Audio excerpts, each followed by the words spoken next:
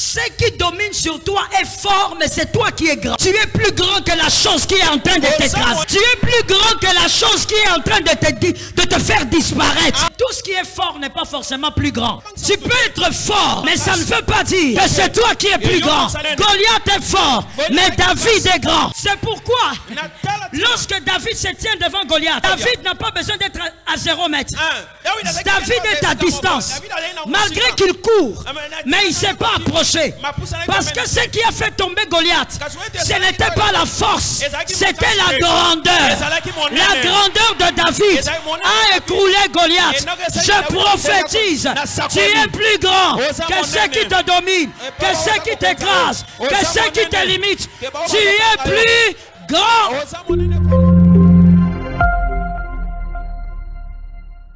Pasteur Joël Kabasele à Pamboli Biso Makashi. Et c'est que j'ai compris et au pasteur Alobi et Siminga Makashi, Alobi était ba oyo bazosa ndeti ba dominer biso. Nous sommes grands par rapport à eux. Après si exemple il y a David qui petit, qui m'a couché envers Goliath, Goliath qui moulaï, il était fort, mais David était grand. Donc to Pamboli Nzambe parce que à Pamboli Biso. La première chose qui crée l'onction, c'est la prière. Deuxième chose qui laboure l'onction, c'est le jeûne.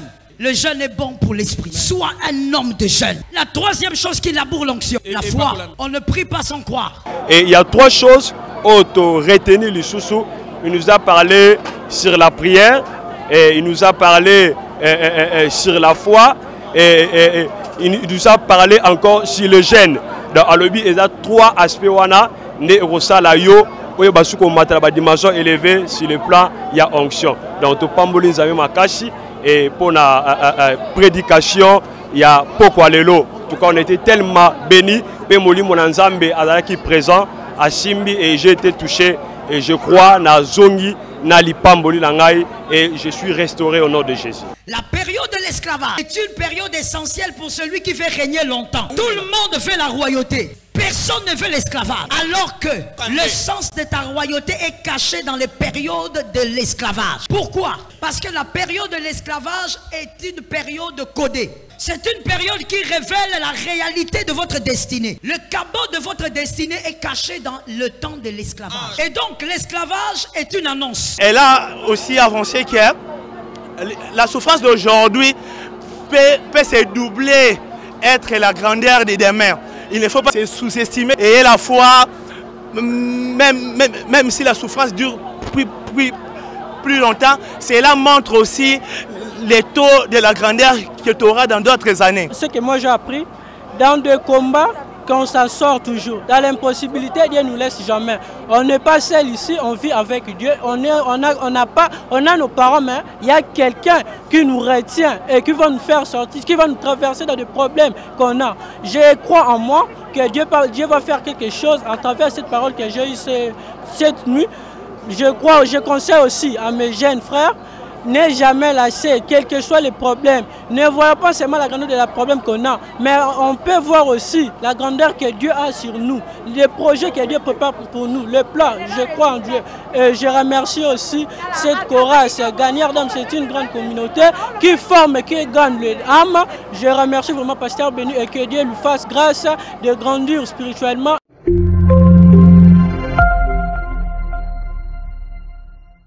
L'erreur que Joseph a faite, c'était de partager ses songes aux mauvaises personnes. Vous savez, lorsque tu as une destinée royale, ne partage pas tes songes avec tout le monde. Ne partage pas tes projets avec tout le monde. Ne partage pas ta vision avec tout le monde. Joseph, il ne pensait pas mal faire en rencontrant ses rêves à ses frères. Il partageait ses rêves à des gens qui avaient la capacité de comprendre, de voir ce qu'il allait devenir. Vous savez, souvent ce qui attire des ennemis avant ton temps, c'est ta bouche. Parce que tu as divulgué des choses, des projets que tu ne devais pas dire à ce moment-là. En tout cas, ce que le révérend Béni Amorikalala a prêché aujourd'hui, ça montre que nous avons besoin de participer dans de telles assises. Et il nous a donné l'exemple de Joseph, qui dans ses rêves, dans les songes, Dieu lui avait déjà parlé et lui ne comprenait pas et il ne savait pas à qui pouvait partager ses rêves. Mais moi, j'ai saisi une chose que nous devons avoir de la discrétion et nous devons savoir à qui partager nos rêves.